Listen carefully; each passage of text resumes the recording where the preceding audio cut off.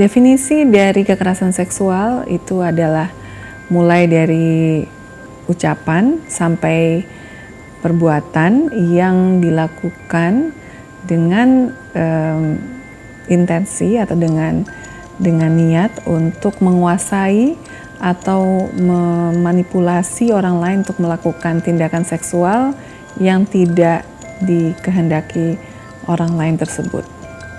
Dan itu bentuknya bisa bermacam-macam, mulai dari pelecehan seksual, meraba, merangkul, mencoba mencium misalnya, sampai percobaan perkosaan dan juga perkosaan.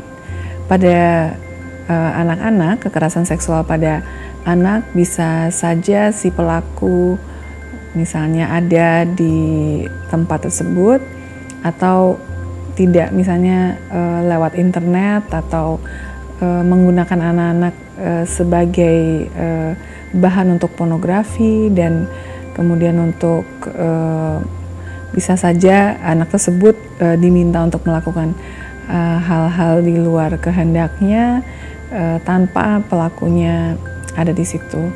Dan jadi dengan era internet seperti sekarang ini memang perlu waspada untuk hal-hal seperti ini.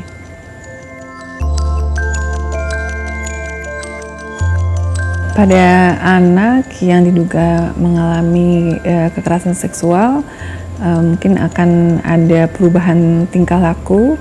Misalnya anak tersebut jadi mengalami regresi atau kembali ke tahap perkembangan sebelumnya yang sebenarnya tidak terjadi lagi. Misalnya yang dia sudah bisa pipis dengan di kamar mandi, bisa saja dia mengompol, kemudian dia bisa juga berteriak ketakutan, dan mungkin dia takut, lebih banyak takut, dan pokoknya ada perubahan tingkah laku yang memang agak ekstrim, sehingga memang sebagai orang tua kita perlu untuk selalu membuka komunikasi dengan anak, terutama juga bicara soal rahasia yang baik maupun rahasia yang buruk gitu, bahwa anak-anak seusia, misalnya seusia TK, mungkin di awal-awal SD, itu sebenarnya tidak perlu untuk punya rahasia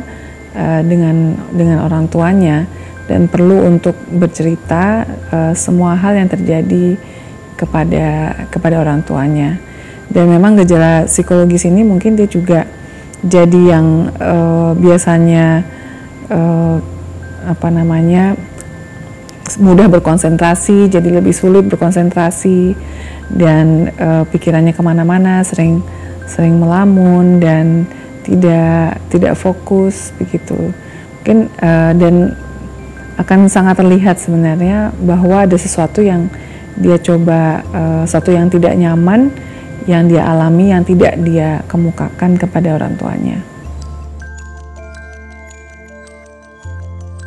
Lokasi di mana mungkin terjadi kekerasan seksual bisa di rumah atau di lingkungan rumah, dan juga di sekolah. Untuk anak-anak kan ruang lingkupnya akan lebih kecil dibanding orang dewasa, karena seorang anak akan biasanya dia kalau tidak di rumah, dia akan ada di sekolah, atau mungkin les kalau dia ada les ekstrakurikuler, dan itu bisa juga terjadi di rumah, juga bisa dilakukan oleh orang-orang terdekat anak tersebut. Kemudian kalau di sekolah tentunya oleh gurunya, dan di les itu juga bisa oleh gurunya. Selain itu juga mungkin bisa terjadi di tempat ibadah, misalnya apabila yang pelakunya adalah seorang pemuka agama, dan sudah sering kita dapati bahwa pemuka agama atau guru olahraga misalnya yang bisa melakukan mulai dari pelecehan seksual sampai perkosaan terhadap anak-anak.